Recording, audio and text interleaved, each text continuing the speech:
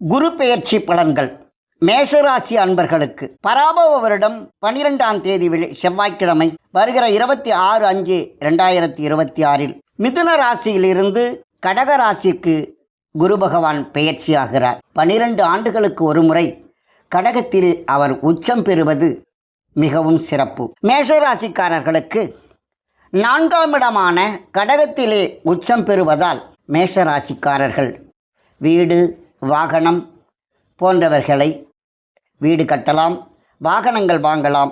அதற்குண்டான அருமையான சந்தர்ப்பம் இப்பொழுது இருக்கிறது.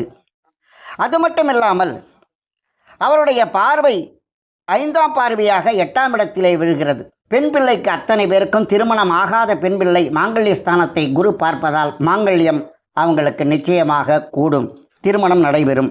7ஆம் பார்வையாக 10ஆம் இடத்தை பார்க்கிறார். அப்போ தொழில் இல்லை, தொழிலே இல்லாமல் உட்காந்துருக்கிறவங்களுக்கு தொழில் கண்டிப்பாக அவங்களுக்கு கிடைச்சிடும், தொழிலுக்கு போயிடுவாங்க. வேலையற்றவருக்கெல்லாம் வேலை கிடைக்கும், முயற்சி பண்ணுங்கள். கண்டிப்பாக 26ஆம் தேதிக்கு மேலே குரு பெயர்ச்சிக்கு பிறகு நீங்கள் வேலையில் போய் அமர்ந்துடுவீங்க. அருமையான ஒரு சந்தர்ப்பம். மேஷராசிக்கு 12ஆம் இடத்தில் விரயஸ்தானத்தில் குரு உட்கார்றார், பார்க்குறார்.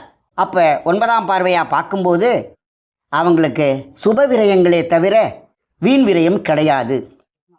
7ரை சனி கூட கட்டுக்குள் இருக்கும். ஏனென்று சொன்னால் 12ஆம் இடத்திலே ஜென்மசனியை குரு பார்வைப்படுவதால் மேஷராசிக்காரருக்கு இந்த 7ரை சனி கூட கட்டுக்குள் இருக்கும்.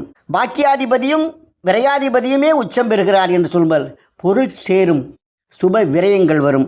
ஆகையில் இந்த மேஷராசிக்காரர்களுக்கு ஒரு அருமையான அற்புதமான ஆண்டாக இந்த குரு பெயர்ச்சி திகழ இருக்கிறது.